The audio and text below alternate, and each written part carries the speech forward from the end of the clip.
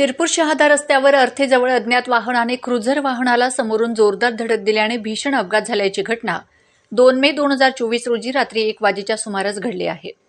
या अपघातात क्रुझर चालक विठ्ठल वसंत पाटील व 41 राहणार खर्डी तालुका चोपडा यांचा दुर्दैवी मृत्यू झाला आहे, तर 9 जण जखमी झालेत।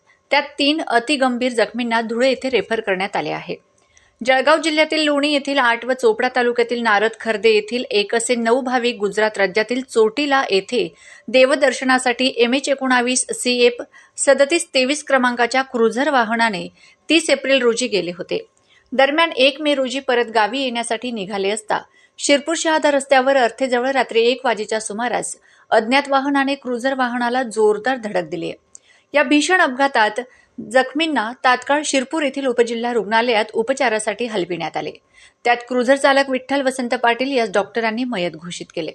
या प्रकरणी शरद मधुकर पाटील राहणार खर्डी यांनी शहर पोलीस ठाण्यात दिलेल्या खबरीवरून शहर पोलीस ठाण्यात चालक वाहनाविरुद्ध विविध कलमान्वये गुन्हा नोंद करण्यात आला। पुढील तपास PSI सुरेश सोनवणे करीत आहेत। माझा खानदेश न्यूज ब्युरो शिरपूर।